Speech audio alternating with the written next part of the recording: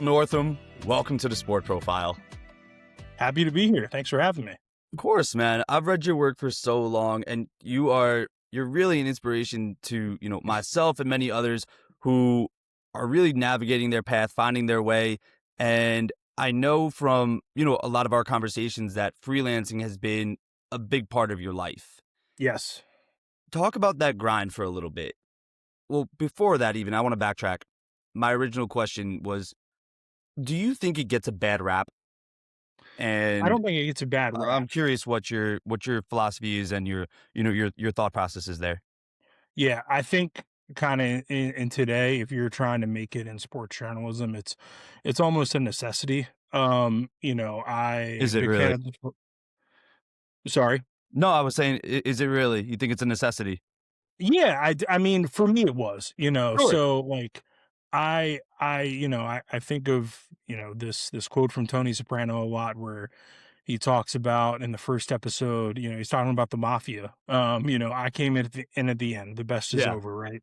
And I think about that with sports journalism a lot, because when Mhm. I was in high school, there was a clear path, right? That you could see that a lot of journalists older than me, 10, 20 years older than me took. And that path was you get out of college and you intern at a paper, and then you go work full time at a small paper.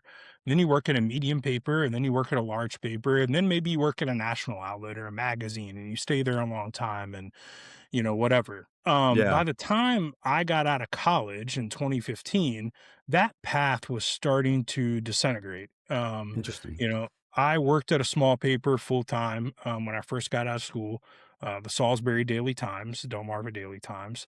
Worked there for 2 years. And then I went and worked at the Atlanta Journal Constitution for about 2 years. Um, and then, that was sort of the end of like that traditional path, so to speak, for me. I spoke to a class at the college I went to, Salisbury University, about a year or two ago, and I just told the students there, I was like, if you want to do this for a career, you have to love it. You Yeah. not only have to love it, but you have to be willing to accept that you're going to hear no a lot. You're not going to make a lot of money. And you have to work harder than everybody else. You have to bust your ass. Not Yeah. only because of just the state of sports journalism, but specifically to those kids, and where I came from, like when you apply for an internship or you apply for your first job at a large paper, whatever website, like they're gonna look at your resume and they're gonna say, "What is Salisbury University?" And so, like, for me personally, like I carried that chip with me, because when I was, first applying for jobs and trying to get internships, I mean, for a long time, like I saw other people who were getting jobs and stuff, and stuff that I had applied for, and they got them, and I would read their work, and I was just like, it wasn't really a cocky or an arrogant thing, but I was Oh, just for like, sure. they're not better than me, but Right. they're getting the opportunities because of the connections and stuff. So all that to say, I did that. I just worked harder than everybody else. I just told myself that's what I was going to do. Thankfully I'm not freelancing a ton anymore. Yeah. I'm full time now with USA Today. I was full time last year with SB Nation. Mhm. I worked at North Carolina Public Radio for a couple of years. But while I was there, I was doing freelance sports on stuff on the side. Right. I have covered 5 straight women's Final Fours now. This year will be my 6th. Amazing. Um, the first one in 2019, I went to with NCAA.com, Mhm. and last year I went with SB Nation, and this year I'll go with USA Today. The ones in between those 3, let me see, Minneapolis, Dallas, and Cleveland, I paid my own way through Really? those entire NCAA tournaments with basically freelance work. No kidding. I did stuff for the Baltimore Banner, for the Miami Herald, for the Associated Press, for Field Level Media, for USA Today's For the Win. Yeah. Um, I'm probably missing something. Pittsburgh Sports Now. There's a lot of different places that I was Yeah. working for. I have credentials on a board here in my office, that's right here that you can't see. But I have all my Final Four credentials on one thing. And this year, again, it'll be my sixth one, Yeah. and a six different news organization outlet will be on that credential. That's interesting. That is, uh, do you view that as a sense of, like, pride that there's 6 different ones there or Um, 6 different outlets there? I would have liked to have not had to pay my own way and stay in some sketchy Airbnbs and stuff along the Sure. way, for some of those, but it was my journey, and Yeah, I think I'm better off for it. right. I think it definitely made me better. It made me the writer who I am today, and Sure. yeah, like it's just always, I think, been like a work ethic thing with me. Like I just wasn't, even if I didn't get the opportunities that like some other people were getting, I wasn't going to be outworked. Right. And I was going to show up and I was going to be there, and I was going to pitch myself to anyone who would listen, and I would get a lot of no's, but Mhm. I would also get a couple yeses. And all you Sure. need is a couple yeses. Right. And that's what I tell a lot of people who ask me about freelance advice is, like you're going to hear no a lot, or you're just not going to hear anything. They just won't respond to you. It's All true. you need is a couple people to say yes along the way.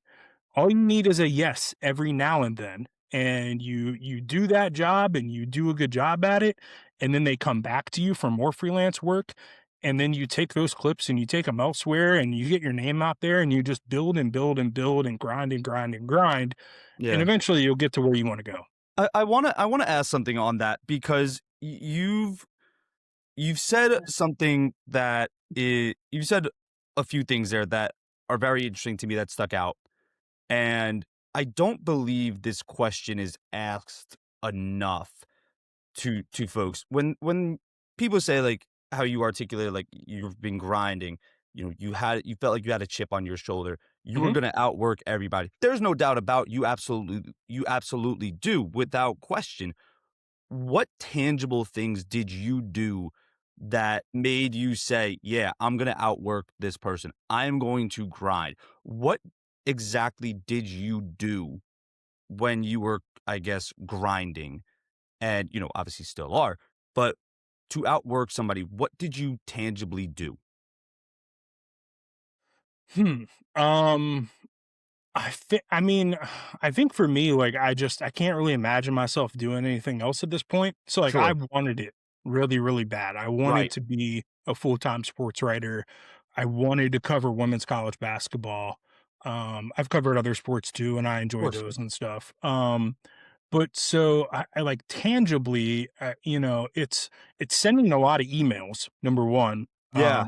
to sort of, to get those freelance gigs and make those connections. Part of it is showing up and just, you know, making sure people know who you are. So you're just not like a complete anonymous person when you pitch yourself and say, hey, my name is Mitchell Northam, and I cover women's college basketball, and for the like I'll take you through the Baltimore Banner, for example, like how I Sure. got to freelance for them in the let's see, the 2023, 2024, and 2025 NCAA tournaments. So, like it was a fairly new paper. I'm from Maryland, so I have that connection there. Right. I knew their editor through a friend. And basically I was like, hey, I'm going to be covering the NCAA tournaments. I'm already credentialed. Angel Reese is from Baltimore. This is in 2023. Yep. Also, Maryland is in the NCAA tournament. I'm going to be in Greenville, North Carolina for the regional, where Angel Reese and Maryland are going to be there. Would you guys be interested in some coverage? And they said yes. And you kind of started back and forth and kind of figure out what that looks like. And, I did a good job, I guess. One of those stories I did for them did win a USBWA award, which was very cool. Fantastic. And then so the next year, when I go to Albany, and Angel Reese is also there. I'm also writing Angel Reese stories for the Baltimore Banner. Right. And then the next year, when I go to Birmingham and Maryland are there, I'm also writing stories for the Baltimore Banner. And so you just kind of establish this rapport and this relationship. So that's kind of what I've done, like, quite a lot. Also in 2023, man, I did this, yeah, for that tournament too. I was at the ACC men's tournament, Mhm. and I had done freelance work locally here in the Triangle for the Raleigh News and Observer, which is a newspaper that's owned by the company McClatchy, which Yep. also owns the Miami Herald. The Miami Herald needed somebody to cover the Miami men in the ACC tournament in Mhm. Greensboro. Fast forward a couple weeks later, Miami's women's team is making a run to the Sweet 16 and Elite Eight, and they're in Greenville, North Carolina, where I'm at. The editor reaches out to me and says, "Hey, you did a good job with this a couple weeks ago. Can you cover the Miami women for us as well?" Yes, absolutely. Da da da da da. So like that's kind of how that starts. And Yeah. like I said, a lot of it is just cold emails or cold Twitter DMs, and a lot of times you get no. But again, you only need a couple people to say yes. And It's so true. it's just shooting your shot a lot, really. Right. No, I agree with that. I mean, I've done it plenty of times myself, but where where in your life do you think that mentality was cultivated from? At what point in your upbringing do you think you can attribute that to? If it's from your upbringing at all, where was that mentality kind of cultivated from? That's probably a good question. I mean, my parents probably have a lot to do with it. Yeah. Um, like I think my dad specifically, just like that's probably where I get my work ethic from. Mhm. He was in the Navy for 20 years, Wow. and Thanks for your service. yeah, and so yeah, I've just kind of always had this thing of like, all right, if you want something, like it's not going to be handed to you. Like I wasn't really ever handed anything, like Right. when I was younger, and like I feel like a lot of my success, like you sometimes get lucky, and I've been lucky, and I've gotten a few breaks here and there, but I also think like I've worked really, really hard Of for course. most of like what I've gotten in my career, and yeah, it's just kind of been that I think, and like I went to a small high school and I went to community college and then I went to a Mhm. small 4-year school. And like, so I've just kind of, it might also just be being from the Eastern Shore of Maryland, like is a pretty rural area. And like, it's just, Yeah. there's a lot of hardworking people there. And that was just always my mindset and mentality. Like, once I decided to do this, I was just gonna do it, and I was just gonna work really hard to get the opportunities and work harder than everybody else. And if it meant I had to start small and climb little steps on the ladder along the way, I was gonna do that. Like I said before, like didn't go to a big school, didn't have those connections with the internships and stuff. So yeah, it took me a long time to kind of get to where I'm at for sure. And yeah, it probably all starts like I can't pinpoint like a specific thing or a specific lesson, but yeah, probably how and where I grew up and my mom and my dad and my step parents. Sure. Yeah. Hard work was always, that was just always the message. It's just like nothing's gonna be handed to you. You have to work for everything. Yeah. I understand the perspective, and I think it hits it hits people differently throughout their life at different points in their life. At some point that message kind of like sinks in that like, oh yeah, no, nothing's going to be handed to you. You do Right. actually have to, put in the work. That experience resonates with me a lot. Being from Metuchen, New Jersey, small high school, Rider was a very small mid-major D1 college Yeah. and things like that. And then obviously going to Maryland, it's a world of difference being that Maryland is probably like 7 times the size of Rider, probably Oh, more, sure. Yeah. just enrollment and status and things like that. But I wanted to ask a little bit about your, your hobbies away from work. I know you're a new dad. Something I like to preach is that we are more than our work. Mhm. You just articulated how important and impactful the work ethic is for you. So I'm curious, when you don't wanna write an absolute another word of a story, what are you doing to keep yourself grounded and stay true to yourself? Yeah, I mean, lately it's been, changing diapers and making bottles, right? I won't call that a hobby, but it's been taking up a lot of I my bet you time. gotten good at it after a Oh, while. sure. I'm a professional now. I'm like a, a bartender with the bottle making, stirring it up in the air to mix up the formula and stuff. No.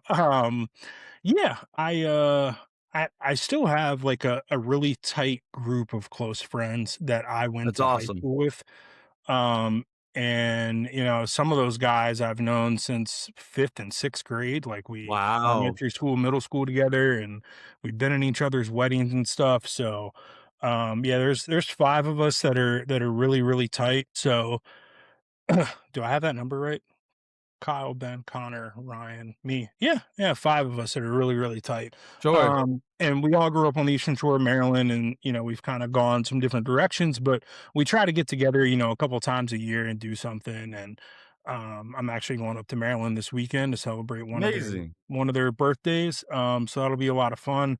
Um, but yeah, so like I feel like, for people my age, like that's kind of rare still for you to have like friends for that long. But Sure. yeah, we've been through a whole lot together. So Yeah. they definitely keep me grounded. We have a group text and all that good stuff. My wife has been super supportive and great. We've been together dating now since 2015, Wow. we've been married almost 5 years. And Amazing. our daughter is now 5.5 months old. So Oh, yeah, that's man. been a new experience. And then Sure. the other stuff, I really like to read, which like you might hear a lot of writers say. But Yeah. I got these bookshelves behind me. I think Nice. I read 30 books last year. 30? 30. Good for Yep. you. Um, I don't know if I don't think you can see, but I'm really big into comic books too. I have some Awesome. comic books framed I'm on a my huge wall and Marvel stuff. nerd. Yeah, yeah, I'm a Marvel guy, Star Wars guy.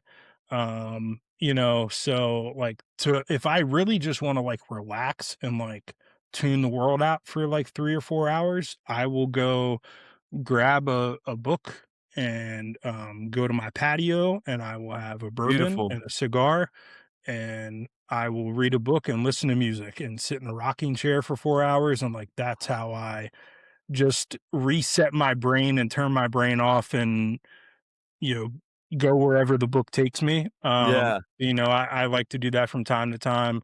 um I've had been staying up late a couple of nights here in the past couple months because of the baby. So I was when gonna I'm say, staying up yeah. late, sometimes I'll get some college football in or some Star Wars Battlefront. Lovely. Um and yeah, I have like a rotation of TV shows that I'll put on as like background noise sometimes while I'm working. Yeah. Um and it's a lot of just it's mostly the same shows. Like I've rewatched The Wire, probably there's a Wire Okay. poster right there. Nice. Probably like 10 or 15 times. That was me with the show, The 100. Oh yeah, yeah. So yeah, that one, I think I'm on a Sopranos rewatch right now. I'll probably go through Better Call Saul again soon. Nice. Um yeah, so that's how I, kind of stay grounded. I And love that. I yeah. love that, man. I really do. I can't let you off the hook because you mentioned Marvel, and you know me, I'm just now Mm. telling you I'm a Marvel nerd. Do you have any theories about Avengers Doomsday? Any predictions you'd like to share or make, or are you not that deep in it? I don't know if I have any theories, but I will Requests and say, things you're looking forward to? yeah. So, like when I saw the trailer with, Magneto and Professor X, like that Yep. got me really excited.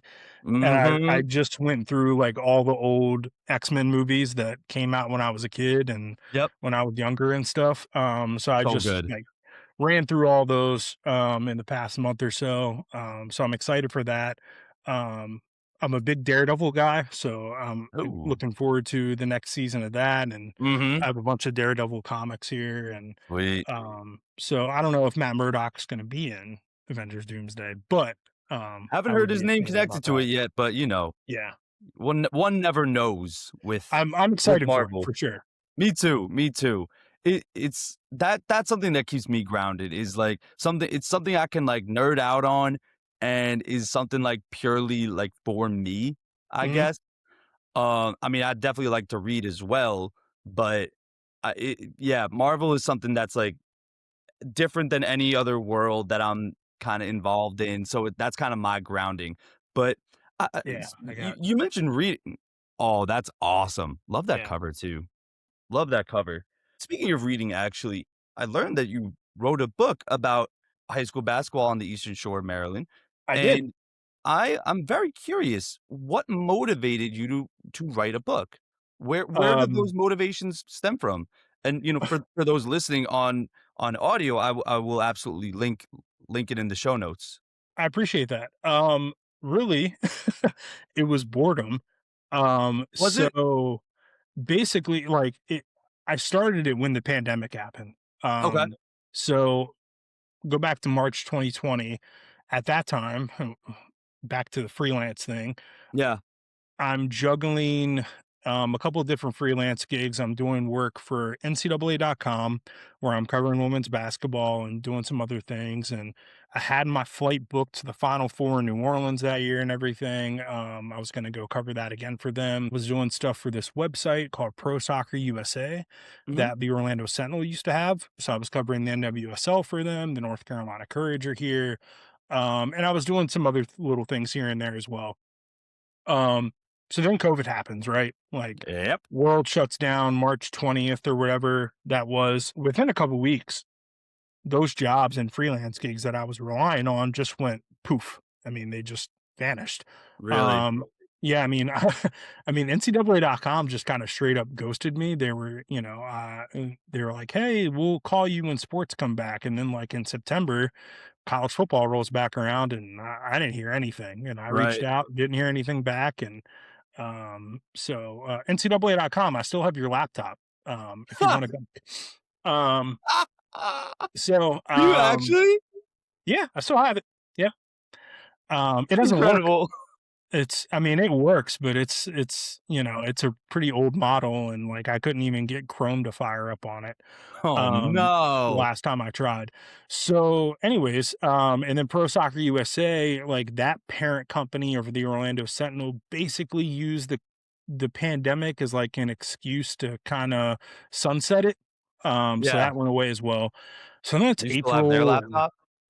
no, I didn't get any equipment from them for that. That's So then it's hysterical. April and I'm super bored and I have no idea like what to do with my Yeah. life. I'm on unemployment. I'm just like, as we all were at that time, just trying to figure out life and trying to figure out what we're doing and Sure. can we go to the grocery store and like, all that stuff, right?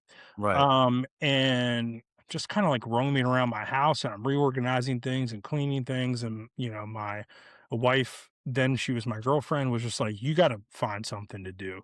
I was like, Yeah. okay. And so I started pulling a couple books off my shelf and looking up publishers and stuff like that. And I kind of, growing up on the Eastern Shore and then working there and covering high school basketball, I had always heard like all these great stories about all these Sure. players and coaches and games and the history and all that stuff. And it just kind of always struck me like I kind of always had in the back of my head, like that could be a book one day. Really? There's so much stuff there. And nobody's ever done it. And so I cold emailed a couple publishers.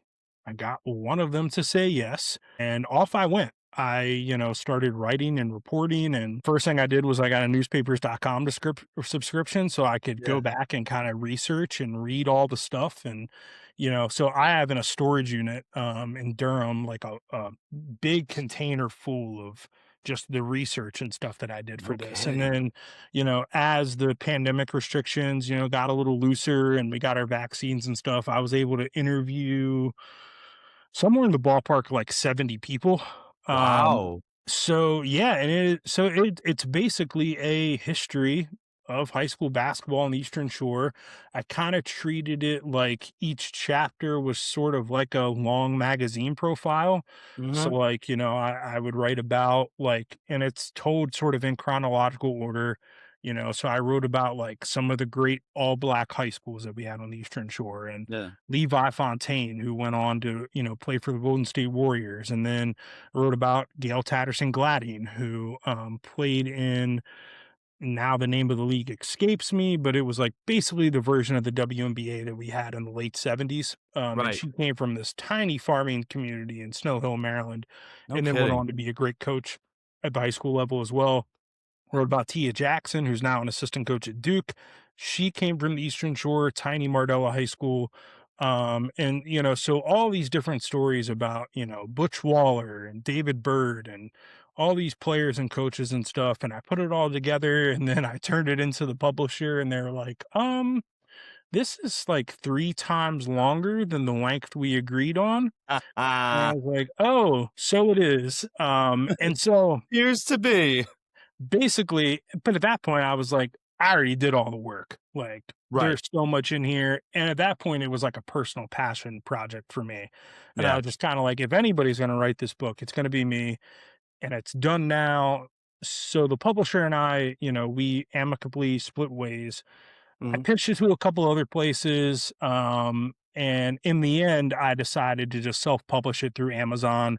I hired somebody to edit it, I hired somebody to design the cover out of my Sure. own pocket.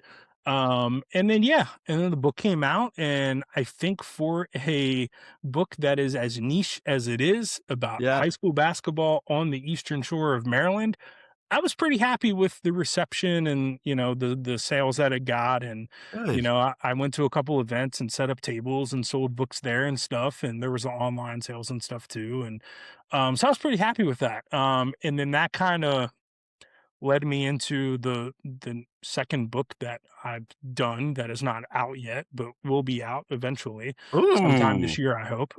It's pinned to my Twitter account. So basically the 23-24 women's college basketball season, I spent the whole season somewhat embedded with North Carolina's women's team, the Yeah. Tar Heels, and I wrote like a season with book. And so UNC Press has it now. They're the publisher I'm working with, and it's going through like the final copy edits and Amazing. going through cover design and stuff like that. So I'm hoping by, the fall that it'll be out. But I was always I love like those season with kind of books. I do too. I do too. They're You so know, interesting. yeah, like the behind the scenes and like John Feinstein and Jack McCallum and some of those books. And Right? as I've been covering women's college basketball, it just kind of struck me like, there's not really many of these books for women's There's basketball. not. There's one really good one written by Maria Cornelius, I think is her name, about Pat Summitt's final season at Tennessee. Sure. But other than that, there's really not and many at all, if any. Right. So that was kind of my goal. I pitched the idea to Courtney Banghart. She said yes, and off I Wow. went. So I was in, practices and shoot arounds and film sessions and away games, hotel conference rooms and stuff like that. So I was in pretty deep with them and it was a Yeah. really cool experience. And I think I've written a good book. We'll see.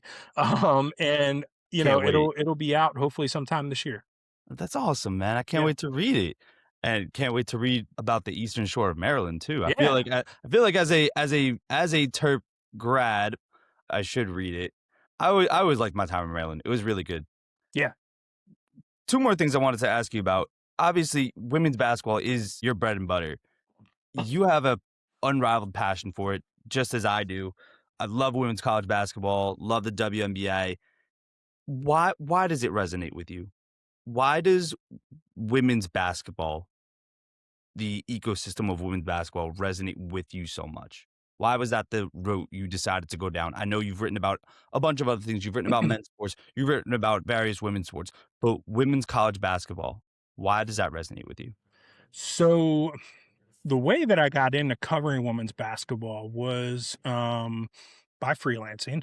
Yeah. um, in 2018, I was working at the Atlanta Journal Constitution. Mhm. I was on their hyper local team. I was basically a hard news reporter. I was covering crime and court cases, and Mhm. I wrote about the R. Kelly scandal, and I was doing FOIA requests and police reports and Right. all sort of stuff like that, right?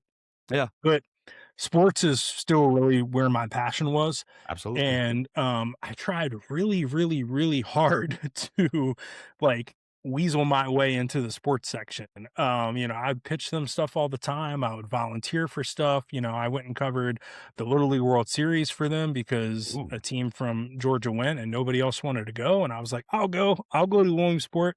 I did a couple of things like that. So the WNBA season was starting up that year, 2018, and the Atlanta Dream had a new coach, Nikki Collin. Mhm. Angel McCoughtry was coming back after taking a year off.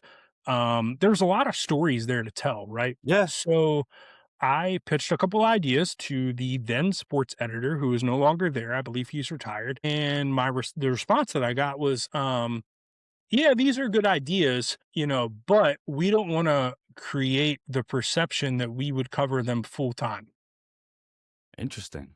That is the response that I got. Now, I will say since Really? then, the AJC has done a great job of covering the dream in some recent years. But at Yeah. that time in 2018, that was the mindset. Mm. And that is the response that I got. And You have that they in just, writing? yeah, it was in an email. Um, Honestly, I would keep that just for, like, I don't have it sh anymore because it was my work email that no, I for don't have sure. access to anymore. Just to view things as, like, "Man, Yeah. that's the mindset people had back then. Look But at I us have a now." vivid memory of that. Um, Sure. and basically what was implied was like we're not going to treat them like we treat the Falcons or the Braves or the Hawks or UGA. That was what was being implied. It's just like, Yeah. well, the WNBA is kind of this other thing over here, and we don't want to create the perception that we would cover them full time. And I was like, well, I will cover them full time. I'll do this in my off hours or whatever. Yeah. They weren't interested. So I was technically not a full-time employee. I worked full-time hours, but I was on a contract, and so Right. they weren't giving me benefits or anything like that. Mhm. So my direct editor, my boss, she let me do freelance sports stuff on the side for other places. Mhm. So that is when I went to Howard Megdal, who at the time was running High Post Hoops over at Fansided. I was like, hey, you guys need coverage of the dream. I would love to do this, whatever, blah, blah, blah.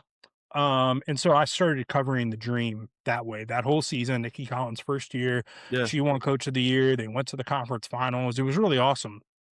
So from there, fast forward a little bit, we get to the fall of 2018. I move up here to North Carolina's Triangle for a job that my wife had. And I didn't have a job. So I'm still freelancing a lot, right? Yeah. And I get up here and I notice, hey, you have three really big college programs here in Duke, North Carolina, and NC State. Mhm. Their women's basketball teams are not being covered like the men's teams are or like the football teams are. And I was Right. like, maybe that's a hole I can fill. So that was kind of how I got into covering the triangle teams around here. And so that's how my path started. And then I will just say, like, as I have sort of grown in this space and continued to cover these, the sport and these women and these great teams in comparison to some other sports that I have covered, specifically men's basketball and football, like these people in this sport want the coverage for the most part, Yeah. and they want to give you access and they want you to tell their stories, and like there is a real clear like professionalism and understanding that like we as journalists have a job to do and we play a role in telling their stories and helping Totally. promote the women's game. And I feel like that is no longer a thing that's like recognized in a lot of other sports, but in women's basketball it is. And Yeah. it's appreciated, I think, by a lot of the coaches and players and stuff that I've talked to, like in November when I got let go from SB Nation, like I had a lot of coaches reach out to me and just like, Yeah. "Hey, are you okay? Hey, is there anything I can do to help you?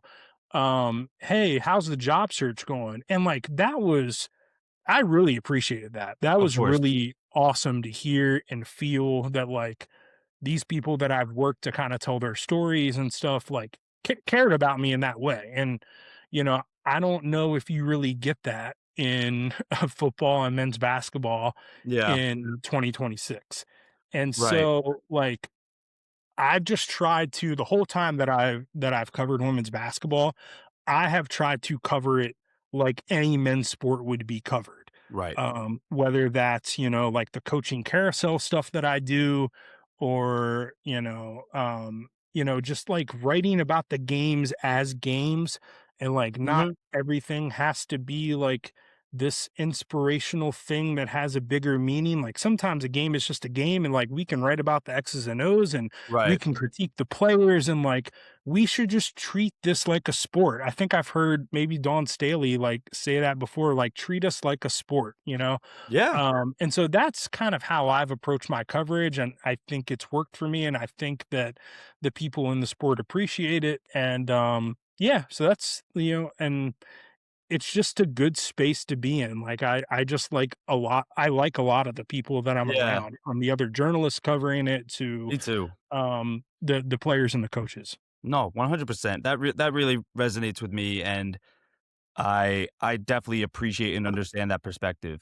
So, Mitchell, the last question I always ask everybody is really just professionalism aside and your career aside, really just you as a person. What's something you like most or admire about yourself? Mm. um, I think that that's a tough question. I think I'm a genuine person. I love that. Um, I think I'm a good listener. Um, I think, like I am who I am. Like Yeah. I'm a real person, which kind of sounds kind of weird, but like, like I haven't really, yeah, like I've changed and evolved and stuff in certain ways, but Sure. I'm also still like Mitchell from the Eastern Shore. Like I still wear a NASCAR hat and Of course.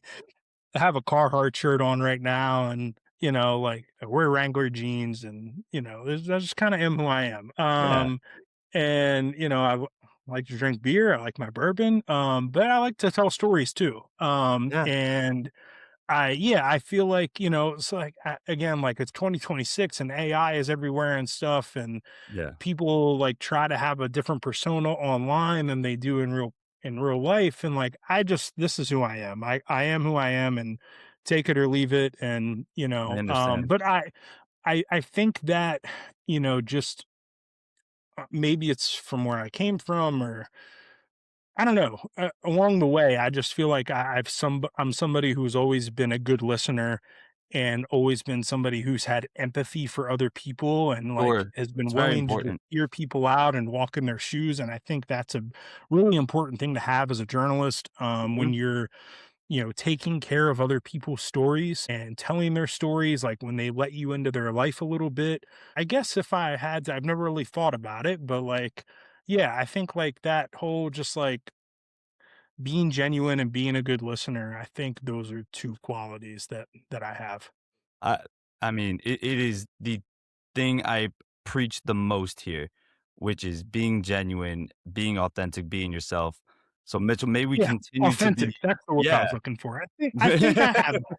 Yeah. I think I have some authenticity to me. Like, 100%. yeah. 100%. Like Maybe we can. I've never tried to be somebody else. I've always Right. just been Mitch. 100%. Yeah. 100%. May we continue to be ourselves and be genuine and authentic and being a good listener and just realizing that goes so far. Mitchell Northam, thank you so much for coming on. Thanks for having me. I really enjoyed this, and yeah, enjoy your podcast, and Thank you. looking forward to listening to some episodes in the future.